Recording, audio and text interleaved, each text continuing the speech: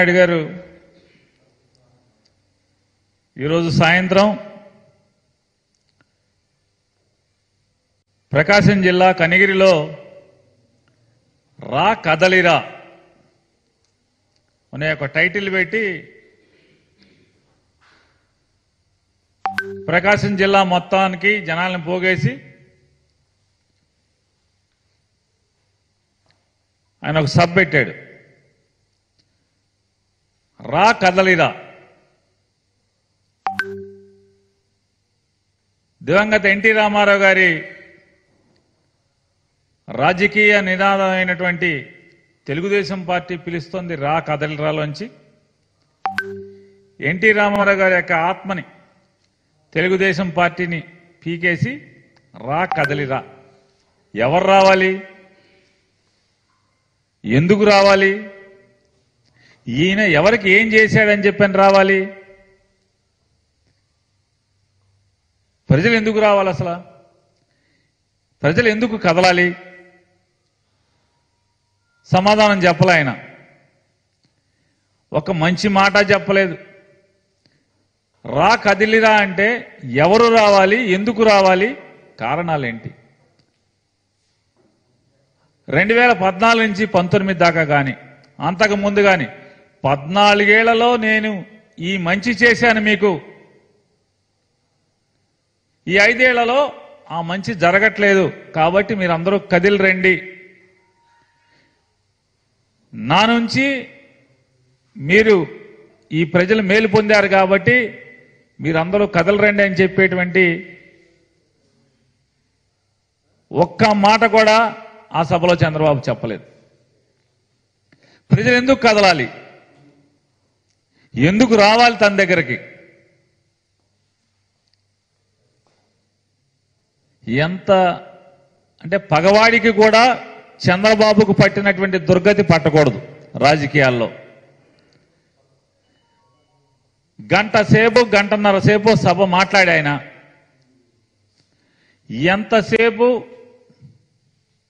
జగన్మోహన్ రెడ్డి గారిని తిడతాం, జగన్మోహన్ రెడ్డి గారిని దూషించటం,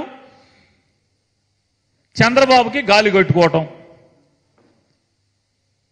ఎవడన్నా మనకి పక్కోడు మనకి గాలి కొడితే సమ్మగా ఉంటుంది, కానీ ఈయన గాలి ఈయనే కొట్టుకుంటూ ఉంటాడు. అసత్యాలతో కూడినటువంటి పొగడ్తలు. జగన్మోహన్ రెడ్డి గారిని దూషించటం. ఆయన చెప్తున్నాడు ఆ సభలో, ఎందుకంటే ఆ ఊరు కనిగిరిలో మీటింగ్ జరిగింది కాబట్టి ఆయన చెప్తున్నాడు, కనిగిరి వాళ్ళు ఇక్కడ చాలా పేదరికంలో మగ్గిపోతారు, హైదరాబాదు బెంగళూరు వెళ్ళి కోట్లు సంపాదిస్తారు, కనిగిరి మొత్తం పేదరికం ఉంది, అవకాశాలు లేక కనిగిరి వాళ్ళు బయటికి వెళ్తున్నారు, నన్ను తీసుకురండి, నేను వచ్చి కనిగిరిలో బెంగళూరు హైదరాబాద్ లాంటి అవకాశాలు కల్పిస్తాను, కనిగిరి వాళ్ళకి బెంగళూరులో హైదరాబాద్లో దొరికేటటువంటి అవకాశాలను నేను కల్పిస్తాను కనిగిరిలో అని చెప్తున్నాడు. ఎంత పాపం. 2019 దాకా ఎవడున్నాడు? చంద్రబాబే కదా ఉన్నది, నువ్వే కదా ఉన్నది. మరి కనిగిరి గుర్తు రాలేదా అప్పుడు? కనిగిరి వాళ్ళకి మరి ఎందుకు అవకాశం కల్పించలా? 2014కు ముందు కూడా ఉన్నాం కదా మనం, ఒక 9 ఏళ్ళు. అప్పుడేం చేశాం? కనిగిరి కనపడలా, కనిగిరిలో పేదరికం కనపడలా, కనిగిరి వాళ్ళకి అవకాశాలు కల్పించడానికి మనసు రాలేదు. రేపు అధికారాన్ని ఇస్తే వస్తా కనిగిరి వచ్చి కనిగిరి వాళ్ళకి అవకాశాలు కనిపిస్తాడంట. ఇంతకన్నా అరిచేతిలో వైకుంఠం చూపించడం ఇంకేముంది చెప్పండి. నేను హామీ ఇస్తున్నా కనిగిరి వాళ్ళకి ఇటువంటి అవకాశాలు కల్పిస్తా అంట. ఎక్కడ మీటింగ్ జరిగితే అక్కడ పవన్ కళ్యాణ్ ఏమో నేను ఈ ఊళ్ళో పుట్టానంటాడు, ఈ ఊళ్ళో ఆడుకున్నానంటాడు, ఇతనేమో ఈ ఊరికి నేను ఇది చేస్తాను హామీ ఇస్తానని మాట్లాడతాడు. వీళ్ళిద్దరికి ఈ పిచ్చి మాటలు చెప్పేటువంటి అవలక్షణం ఉంది రాజకీయ నాయకులు ఇద్దరికి. ఈ రాష్ట్రంలో అభివృద్ధి లేదని చెప్పి మాట్లాడతాడు ఆయన. ఇవాళ జరిగేటువంటి ఈ రాష్ట్రంలో అభివృద్ధి నీ 14 ఏళ్ల పాలనలో అసలు పంచాయతీ బిల్డింగ్ ఉందా? గ్రామీణ ప్రాంతాల్లో గ్రామాల్లో ఒక్క కార్యాలయం ఏదన్నా ఉందా?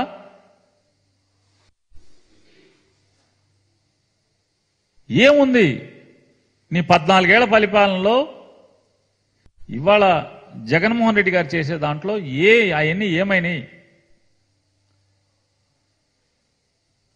ఇవాళ 17 మెడికల్ కాలేజీల నిర్మాణం కానీ, లేదా 4 పోర్టుల నిర్మాణాలు కానీ, లేదా రాష్ట్ర వ్యాప్తంగా వందల సంఖ్యలో రైతు భరోసా కేంద్రాల నిర్మాణం కానీ, లేదా సచివాలయ భవంతుల నిర్మాణం, అంటే పంచాయతీ ఆఫీసులు దాంట్లో ఉండేట్టుగా సచివాలయ భవంతుల నిర్మాణం కానీ, గ్రామీణ ప్రాంతాల్లో గ్రామాల్లో ఇంటర్నల్ రోడ్ల నిర్మాణం కానీ, ఇలాంటి అనేక పాఠశాలల నిర్మాణాలు కానీ, ఇదేం అభివృద్ధి కాదా? ప్రైవేటు ఈ 5 సంవత్సరాల్లో ఎన్ని ప్రైవేటు పరిశ్రమలు వచ్చినాయి? ఎన్ని లక్షల కోట్ల రూపాయలు ప్రైవేటు పరిశ్రమల ఏర్పాటుతో ఈ రాష్ట్రానికి తరలి వచ్చినాయి? ఇవాళ ఆయన చెప్తాడు, ఆదాయాన్ని పెంచి ఏ ప్రభుత్వం అయితే వ్యక్తుల యొక్క ప్రజల యొక్క ఆదాయాన్ని పెంచి వారి ఖర్చులు తగ్గిస్తే అదే సుపరిపాలన అంట. చంద్రబాబు నాయుడు గారు అసలు ఈ 14 ఏళ్లలో ఎవరి ఆదాయం ఏం పెంచాడు? ఏం ఖర్చులు తగ్గించాడు అని చెప్తున్నాను. రేట్లు ఎప్పుడన్నా తగ్గించాడా చంద్రబాబు పరిపాలనలో? అతను 14 ఏళ్ల పరిపాలనలో ఎప్పుడన్నా రేట్లు తగ్గించాడా?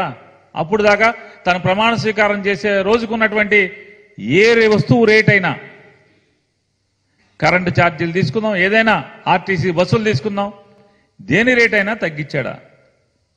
మోసపు మాటలు. ఆయనంట అమెరికాకి దారి చూపించాడంట. ఆ దారిలో అనేక మంది ప్రకాశం జిల్లా నుంచి వెళ్ళిపోయి అమెరికాలో కోట్ల రూపాయలు సంపాదించుకుని సెటిల్ అయిపోయారంట. బాగా సంపాదించారంట ఆయన చూపించిన దారిలో ఎంతో మంది వెళ్ళి.